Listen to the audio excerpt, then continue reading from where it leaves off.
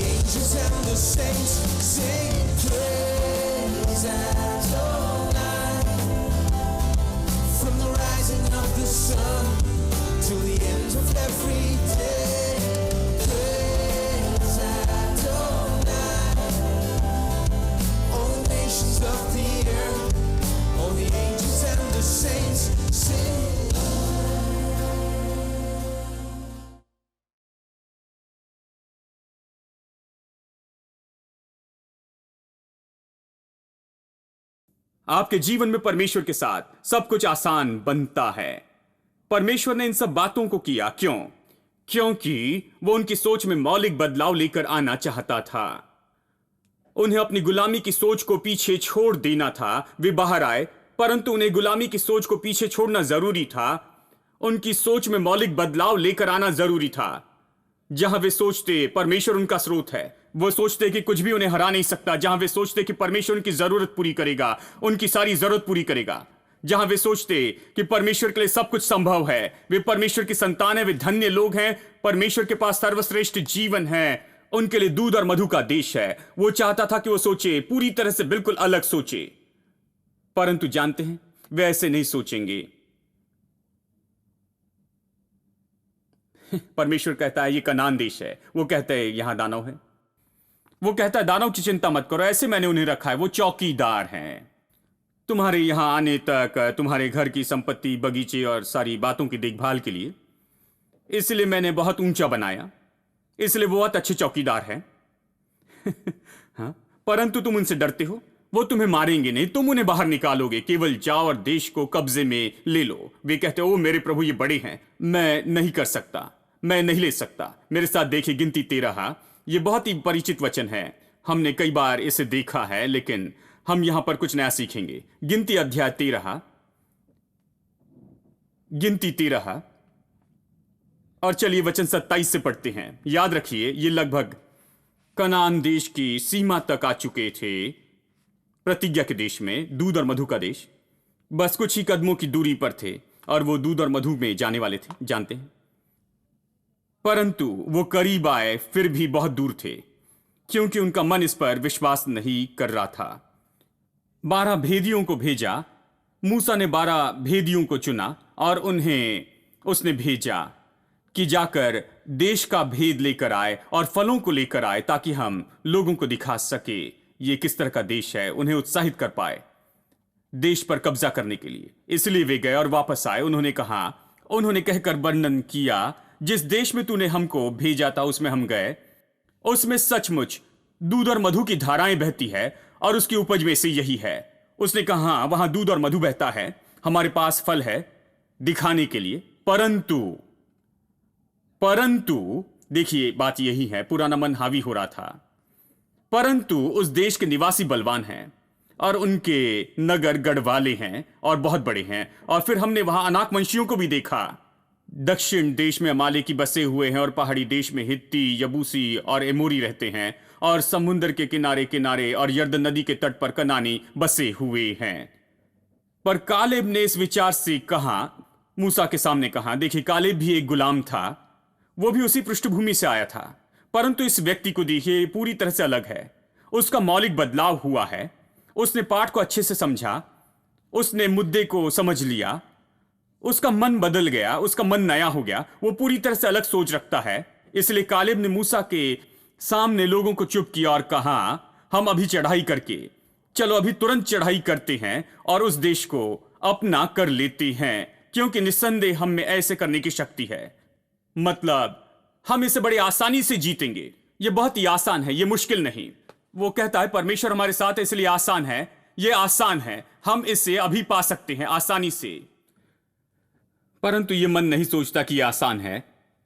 दूसरे लोग वो नहीं सोचते ये आसान है। वे कहते हैं हमें कालेब पसंद नहीं, क्योंकि वो आसान जीवन का प्रचार करता है। वो कहता है ये आसान है क्योंकि परमेश्वर ने कहा मैंने तुम्हें ये दिया है, तो क्या मुश्किल है, ये कठिन होने वाला नहीं, ये केवल आसान होगा, बहुत आसानी से हम इसे लेंगे। वो कहता, वचन 31, पर जो पुरुष उसके संग गए थे उन्होंने कहा, उन लोगों पर चढ़ाई करने की शक्ति हम में नहीं, क्योंकि वह हमसे बलवान है। नया नहीं बनाया गया मन। 10 लोग, केवल 2, यहोशू और कालेब ने सकारात्मक तरह से कहा। 10 लोगों ने बुरी खबर दी। ये कहता है उन्होंने कहा हम इसे प्राप्त नहीं कर सकते, इसे बुरी खबर कहा। और वे देश की बुरी खबर लेकर आए जिसे उन्होंने इस्राएलियों के संतान को बताया। उन्होंने कहा वो देश जिसका भेद लेने को हम गए थे ऐसा है जो अपने निवासियों को निगल जाता है, और जितने पुरुष हमने उसमें देखे वे सब के सब बड़े डिलडॉल के थे। फिर हमने वहां नपीलियों को, अर्थात नपीली जाति वाले अनाकवंशियों को देखा, और हम अपनी दृष्टि में उनके सामने टिड्डी के सामने दिखाई पड़ते थे, और ऐसे ही उनकी दृष्टि में मालूम पड़ते थे। हम अपनी दृष्टि में टिड्डी के समान थे और उनकी दृष्टि में भी टिड्डी के जैसे ही थे। अब मैं समझ सकता हूं जब कोई कहता मैं टिड्डी के समान महसूस करता हूं। कुछ लोगों में ये धारणा है, हीनता की धारणा होती है, वे बहुत छोटे महसूस करते, वे कहते मैं टिड्डी के जैसे महसूस करता हूं। परंतु मैं उस व्यक्ति को नहीं समझता जो कहता, मैं सोचता हूं कि वो सोचते हैं कि मैं टिड्डी के समान हूं। आप ये कैसे जानते हैं? ये तो पूरी मूर्खता हो गई है। ये बहुत अधिक मूर्खता है, बहुत ज्यादा नकारात्मकता है, मतलब बहुत ज्यादा पुरानी विचारधारा है, असफलता की सोच, असफलता पर केंद्रित होना। हम अपनी दृष्टि में टिड्डी जैसे दिखाई देते हैं, हम उनकी दृष्टि में भी टिड्डी के जैसे दिखाई देते हैं मेरे प्रभु। हाँ, देखिए, वो बंधुआई से आए थे। अब उन्हें कुछ सच्चाई बताई गई थी, उन्हें चुनौती दी गई थी कि सच्चाई पर विश्वास करे। सच्चाई यह है कि ये दुष्ट तुम्हारा है, इसे ले लो। परंतु इस सच्चाई पर चलने में अयोग्य जान पड़ रहे थे, क्योंकि बंधुआई के जीवन ने उन्हें इस तरह से बनाया था, इसे बहुत मुश्किल बनाया था। बात तो ये है, उन्होंने 10 लोगों को अनुमति दी। देखिए, वे पूरे लोग 30 लाख थे, 20 से 30 लाख, परंतु उन्होंने 10 लोगों को यह लेबल लगाने की अनुमति दी कि वो कौन है। 10 लोग कह रहे थे हम टिड्डी के जैसे हैं, और ये लोग कह रहे थे आमेन। 10 लोग कह रहे थे उन्होंने हमें देखा और हमें टिड्डी के समान देखा। जानते हैं, वे कह रहे हैं हाँ हाँ हाँ, वे उनसे सहमत हुए। 10 लोग प्रभाव डाल रहे थे 20-30 लाख लोगों पर, और हर कोई उनके साथ होता और विश्वास करता है इन 10 अविश्वासी लोगों पर जिन्होंने नकारात्मक बातें की। इसे ही सामुदायिक विचारधारा कहते हैं। अब बहुत से लोग ऐसे हैं, एक निश्चित दिशा में जा रहे हैं अपने जीवन में, वो कुछ बातों का अनुकरण कर रहे हैं, जीवन में मार्गदर्शन का, क्योंकि हर कोई उस जीवन के तरीके का अनुकरण करता है। उनके दादाजी ने ऐसे किया और इसलिए हम 4 पीढ़ियों से ऐसे कर रहे हैं, और ये हमारी प्रथा है। हमारे नगर में, हमारे निवास स्थान में बकवास की बातें वो कहते हैं। कुछ बातें अच्छी होती है, लेकिन जब ये बुरा है, ये सही में तकलीफ देता है, आपको प्रगति नहीं करने देता है। देखिए, यह आपके प्रगति के रास्ते में आता है। सभी परंपरा बुरी नहीं, परंतु मैं आपको बताऊं, कुछ परंपरा आपको परमेश्वर की इच्छा से दूर रखती है, परमेश्वर की पूरी सिद्ध इच्छा को जीने से रोकती है। इसे पकड़े न रहे, क्योंकि परंपरा है, यह आपको पूरे जीवन से दूर रखेगी। जो परमेश्वर ने आपके लिए निश्चित किया है, ऐसी परंपरा को फेंक दीजिए। किसे ये परंपरा चाहिए? इसलिए इन लोगों ने इन 10 लोगों को अपने ऊपर लेबल लगाने दिया, उन पर लेबल लगाया कि वो कौन है। हाँ, और इन 10 लोगों ने जो सोचा बस वही किया। ऐसे लगता है कि उनके पास कोई सोच भी नहीं थी कि किस तरह से छानबीन करे, कुछ भी नहीं सोचे, एक दूसरे से बात नहीं की कि देखो ये 10 लोग ऐसे क्यों कहते हैं। परमेश्वर ने कहा वो देश हमें दिया है, वहां दूध और मधु की धाराएं बहती हैं, हमने बहुत से चमत्कार का अनुभव किया है, प्रभु ने ये सब कुछ किया है, तो क्यों ये 10 लोग इस तरह से कहते हैं? क्योंकि वो जानते थे कि परमेश्वर ने क्या प्रतिज्ञा की, परंतु उन्होंने कभी इसे नहीं किया, कभी भी खुद किसी तरह से विचार नहीं किया, उन्होंने कभी खुद निर्णय नहीं लिया। उनके पास ये बात थी, जैसे हर कोई करता है वैसे मैं करता हूं। अब जो कुछ आप सोचते हैं सही है, वो मेरे लिए सही है। जो कुछ आप सोचते हैं मैं करूंगा, मैं सोचना नहीं चाहता। देखिए, जो कुछ आप कहें मैं उसे करूंगा। हाँ, बहुत से लोग इस तरह से है। एक भाई ने कहा मैं शादी करना चाहता हूं, आप मेरे लिए एक लड़की ढूंढ लीजिए। मैंने कहा शायद मैं आपकी मदद करूंगा। उन्होंने कहा ब्रदर, मैं इस पर अपना सिर फोड़ना नहीं चाहता, बस आप उंगली उठा देना और मैं शादी कर लूंगा। मैंने कहा कि आप सोचते नहीं? उसने कहा मैं सोचना नहीं चाहता ब्रदर, ये बहुत मुश्किल है, आप बस बता दो, मैं शादी करूंगा। मैंने कहा आपको शादी की जरूरत नहीं, ऐसे व्यक्ति को शादी की जरूरत नहीं। बाद में आओ, आप सोचो, छानबीन करो, योग्य बनो, और फिर स्पष्ट निर्णय खुद के लिए करना। मैं आपके लिए निर्णय नहीं लूंगा, मैं यहां एक जीवन को तय करने के लिए नहीं हूं। देखिए, मैं मेरे जीवन का निर्णय लूंगा। मैं प्रचार करूंगा कि आप अपने जीवन के लिए कैसे निर्णय ले सकते हैं प्रभु वचन के आधार पर। देखिए, तो ये लोग कह रहे हैं आप वही कीजिए जो आप सोचते हैं कि ये सही है, केवल हम पीछे चलेंगे। इसीलिए 10 व्यक्तियों ने इन लोगों को गुमराह किया और पूरी तरह असफलता में लेकर आए। ये अद्भुत है। बहुत से लोग दूसरों को अनुमति देते हैं उन्हें निर्धारित करने के लिए, इसके बजाय कि परमेश्वर निर्धारित करे। दूसरों को निश्चित करने न दे कि आप कौन हैं। आमेन। दूसरों को आप पर मुहर या लेबल मत लगाने दे कि आप कौन हैं। परमेश्वर कहने पाए कि आप कौन हैं और आप उसके पीछे चले। प्रभु कहता मैं राजा हूं, इसलिए मैं विश्वास करता हूं कि मैं राजा हूं। बहुत से लोग इस पर सहमत नहीं होते। जानते, मैंने एक व्यक्ति को देखा मेरे प्रचार के समय, निश्चित ही मेरा प्रचार सुना होगा, और वो बहुत परेशान था। उन्होंने कहा कुछ लोग इन दिनों में कह रहे हैं कि हम राजा हैं, ये और वो, और मैं आपसे कहता हूं हम कुछ नहीं बल्कि पापियों का झुंड है और कुछ भी नहीं, अयोग्य मिट्टी है। और वहां पे लोग बैठकर कह रहे थे हालेलुया। मैंने कहा मेरे प्रभु जानते हैं ये वहां है, निश्चित ही ये उन 10 लोगों के वंश से ही होंगे। वे अभी भी चारों ओर हैं। अद्भुत है। मैं चाहता हूं कि परमेश्वर मुझे निश्चित करे। मैं नहीं चाहता कि कोई और निश्चित करे। मैं नहीं चाहता कि कोई मुझे बताए कि मैं कौन हूं, मैं क्या कर सकता हूं और मैं कितनी दूर जा सकता हूं और क्या पा सकता हूं और ये सब। मैं चाहता हूं कि परमेश्वर मुझे बताए कि मैं कौन हूं, मैं कहां तक जा सकता हूं, मेरे पास क्या है और मैं क्या कर सकता हूं और क्या हो सकता हूं। मैं इस आधार पर परमेश्वर के वचन को लूंगा। मेरे पास सोचने के लिए मेरी योग्यता है। मैं जानता हूं प्रभु का वचन पढ़ना, मैं जानता हूं परमेश्वर के वचन को समझना, मैं प्रभु की बातों को देखना चाहता हूं, उस पर विश्वास करना चाहता हूं। मैं मनुष्य की बात पर विश्वास नहीं करूंगा। हां, बहुत से लोग ऐसे ही हैं। देखिए, तो हम राजा हैं। अच्छा है कि आप खुद को राजा के रूप में देखने लगे। देखिए, वहां एक आत्मिक नियम है। पृथ्वी भौतिक नियम से चलती है। भौतिक नियम को निकाल दे, पृथ्वी अस्तित्व में नहीं रहेगी। एक बुनियादी नियम है गुरुत्वाकर्षण का, सब कुछ उसी पर आधारित है। गुरुत्वाकर्षण का नियम इतना महत्वपूर्ण है, आप उसे दूर नहीं कर सकते, उसके बिना कुछ नहीं कर सकते। उसी तरह आत्मिक नियम है। एक आत्मिक नियम यह है, यदि आप अपने हृदय में इसे नहीं देख सकते, अपने हृदय में या अपने मन में, तो आप इसे नहीं पा सकते हैं। आपको पहले से देखना है। खुद को राजा के रूप में देखे, तभी राजा बन सकते हैं। आपको खुद को चंगा देखना है, तभी चंगा हो सकते हैं। खुद को आप संपन्न देखे, तभी संपन्न हो सकते हैं। खुद को कर्जे से मुक्त देखे, तभी आप कर्जे से मुक्त हो सकते हैं। वैवाहिक जीवन खुश है ऐसा देखे, तभी वैवाहिक जीवन खुश होगा। हेलो। पर बहुत से लोग इसका उल्टा ही देखते हैं। ये ऐसा नहीं होता है, इसे देखना होगा। आपको इसकी कल्पना करते चले जाना होगा और आपको खुद को सफल व्यक्ति देखना है। सफल होने के लिए खुद को सफल व्यक्ति देखने के पहले आपको देखना होगा कि आप सफल है। याद रखिए, परमेश्वर यहोशू और लोगों को यरीहो के पास में लेकर गया और वो बस यरीहो को जीतने ही वाले थे और दीवार गिरने वाली थी, कुछ नहीं हुआ था और अभी दीवार के बाहर थे। और परमेश्वर ने यहोशू से कहा, उसने कहा देखो। एक अनुवाद कहता है देखो, सब लोग कहिए देखो।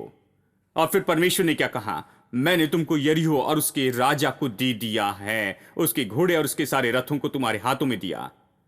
वहां क्या हो रहा है? वे यरीहो में नहीं थे, उन्होंने यरीहो पर कब्जा नहीं किया था। तो उन्हें क्या देखना चाहिए था? उन्हें राजा को अपने पैरों पर देखना चाहिए था। उसे देखना चाहिए था कि उनके घोड़े और रथ जो है वो उनके हो रहे हैं।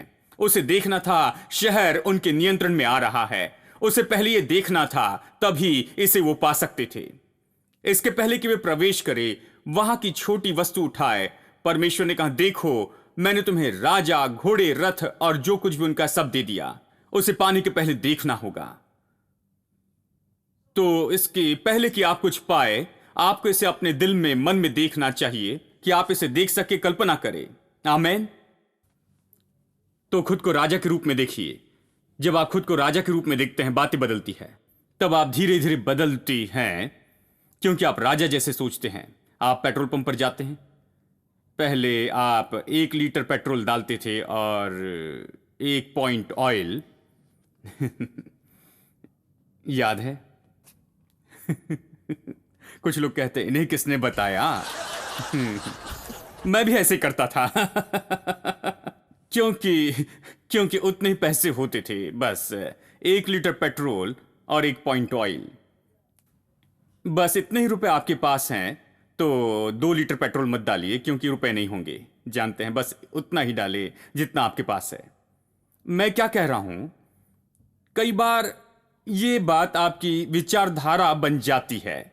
इसलिए कल आपके पॉकेट में 50,000 रुपए हो तो भी कहेंगे 1 लीटर पेट्रोल और 1 पॉइंट ऑयल, क्योंकि दिमाग में ये छोटी सोच हो गई है।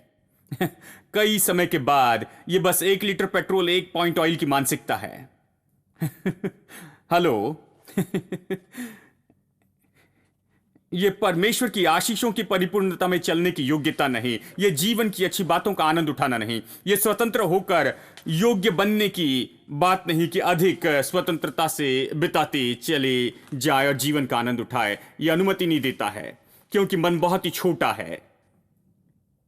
देखिए, जब 200 रुपए में 5 शर्ट बेचते हैं तो आप बड़ी भीड़ देखेंगे। मतलब हर कोई दुकान के दरवाजे को ठोकता है, सब अंदर जाना चाहते हैं और शर्ट का ढेर लगा है। वहां केवल 40-50 रुपए में एक शर्ट होता है, हर कोई उस पर गिरता है, पकड़ लेता है, जानते हैं। परंतु यदि आपके पास इतना ही रुपए है तो मैं आप पर दोष नहीं लगाऊंगा, मैं भी उसे खरीद लूंगा। मैं 200 रुपए में 5 शर्ट लूंगा इसके बजाय कि 200 रुपए का एक शर्ट लूं, क्योंकि मेरे पास उतना ही पैसा है। तो परंतु आप इसे अपनी मानसिकता मत होने दीजिए। जब आप 200 रुपए में 5 शर्ट खरीदते हैं तो आप अपने आप से कहिए, प्रभु इन शर्ट्स के लिए धन्यवाद, लेकिन बेहतर दिन आ रहे हैं। मैं 200 रुपए में 5 शर्ट ऐसे पहनने वाला नहीं हूं। बहुत ही जल्दी मेरे अच्छे शर्ट्स होंगे आमेन, क्योंकि वे 2000 रुपए का एक शर्ट बेचते हैं। और जब प्रभु आपको आशीष देता है और आपको संपन्न बनाता और आप 2000 रुपए का शर्ट खरीदने लायक होते हैं और आपका मन उस समय तक केवल 200 रुपए में 5 शर्ट का आदी हो चुका है, तो आप कभी 2000 रुपए का शर्ट नहीं खरीदेंगे, क्योंकि आप कहेंगे, ओ मेरे परदादा के दिनों से हमने कभी इस तरह का शर्ट नहीं खरीदा, मैं कभी 2000 रुपए का शर्ट नहीं खरीदूंगा। मैं ऐसे व्यक्ति से कहता हूं, आप ही ऐसे जिसे खरीदना चाहिए और इसे पहन ले स्वर्ग के लिए आप राजा के समान महसूस करेंगे। कम से कम एक बार, कम से कम इस जंजीर को तोड़ने के लिए, इस विचारधारा को तोड़ने के लिए, इससे आप तोड़ दे, अपने टैंक को पेट्रोल से भर दे इस विचारधारा को तोड़ने के लिए हेलो, उस व्यक्ति को देखकर कहीं से भर दो, वो आपकी ओर देखेंगे, वाह आज इसे क्या हो गया है उस अच्छे शर्ट को पहन लीजिए। हेलो, क्या आप यहां हैं? देखिए, इस्राएली लोगों की यही समस्या है कि वो गुलामी में थे। हां, मैं समझता हूं बहुत कष्ट थे, बहुत कम था उनके पास, जीवन का आनंद नहीं उठा सकते थे, परंतु उन्होंने उनके कष्ट और विपत्तियों को आने दिया जिनमें से वो होकर गए। गुलाम होने के कारण जानबूझकर या अनजाने में यह अवचेतन मन का हिस्सा बन गया। उन्होंने विश्वास किया कि इसी तरह से मैं जीऊंगा, यह मेरे लिए संभव है, यह मेरा जीवन है, मैं इस तरह से जीने वाला हूं, मैं इससे बेहतर नहीं हो सकता, मैं इससे बेहतर के योग्य नहीं, मैं दूध और मधु नहीं ले सकता, मेरे प्रभु दूध और मधु, मैं इसे कैसे ले सकता, मैं दूध और मधु के विषय कुछ नहीं जानता, कैसे मैं दूध और मधु पा सकता हूं। देखिए, मानसिकता तुच्छ बन गई है। देखिए, जब पैसा नहीं होता उस समय सस्ती चीजें खरीदने में कुछ गलत नहीं है, परंतु अपनी मानसिकता को सस्ते होने देना यह गलत है।